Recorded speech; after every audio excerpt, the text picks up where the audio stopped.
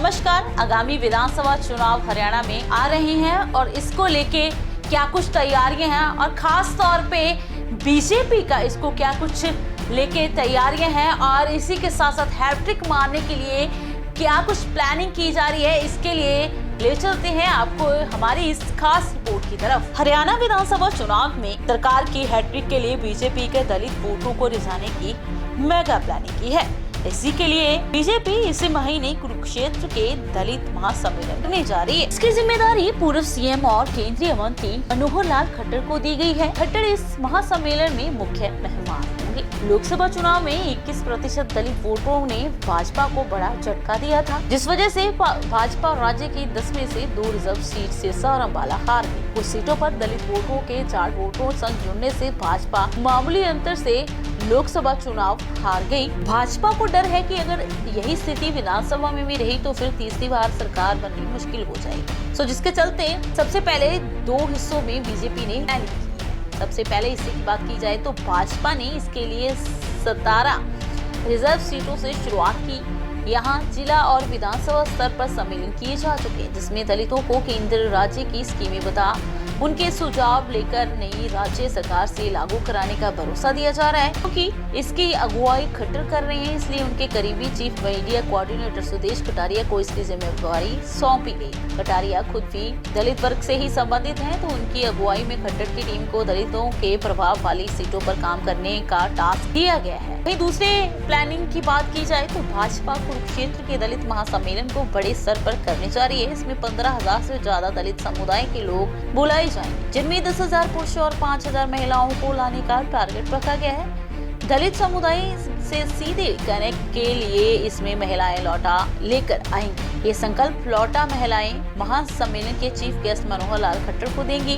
भाजपा ने इस मुहिम को मनोहर लाल का परिवार नाम दिया है, जिसे चुनाव में भी बनाया जाएगा। जिक्रजोग है, हरियाणा में लोकसभा की 10 सीटें हैं, जिसमें 2 सीटें रिजर्व हैं। कुछ महीने पहले हुए लोकसभा चुनाव में भाजपा दोनों सीटें हार गई। सिरसा में कांग्रेस की कुमारी शैलजा ने भाजपा के अशोक तंवर को 2,28,497 वोटों से हरा दिया। अम्बाला में भाजपा की बतो कटारिया को कांग्रेस के एमएलए वरुण चौधरी ने 49,036 वोटों से हरा दिया। वहीं राज्य की 10 लोकसभा सीटों के अधीन आती 90 विधानसभा सीटों में 17 एससी वर्ग के लिए रिजर्व हैं। इसी साल के लोकसभा रिजल्ट को विधानसभा वाइज देखें तो 17 में भाजपा सिर्फ 4 ही जीत सकी। 11 पर कांग्रेस जीती तो 2 पर आम आदमी पार्टी भाजपा से बढ़त बनाकर चौंका दिया। मई में हुए लोकसभा चुनाव में भाजपा को 46.6% वोट शेयर मिला। 2019 में लोकसभा चुनाव वोट शेयर की बात की जाए तो ये 58% था।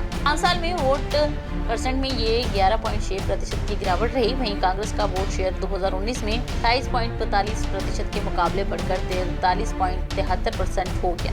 5 साल में कांग्रेस का वोट शेयर 15.31% बढ़ा है। दलित महासम्मेलन का आखिरकार मकसद क्या है? अगर इसकी बात की जाए तो प्रदेश में 21% दलित वोटर हैं। राज्य में 17 सीटें दलित वर्ग के लिए रिजर्व है। ऐसे में भाजपा का सीधा निशाना यही सीटें हैं। इसके अलावा 35 सीटें ऐसी हैं यहाँ दलित वोटरों का प्रभाव है। अगर वे किसी एक पार्टी के हक में हो जाएं तो फिर उनकी सीट जीतनी तय है। भाजपा इन्हें अपने पक्ष में या फिर एकजुटता को भी तोड़ना चाहती है। वहीं कांग्रेस ने लोकसभा चुनाव में आरक्षण छीनने और संविधान बदलने का प्रचार किया, जिसका हरियाणा के दलित वोटरों पर बड़ा असर पड़ा। यही वजह है कि वह भाजपा से दूर हो गए।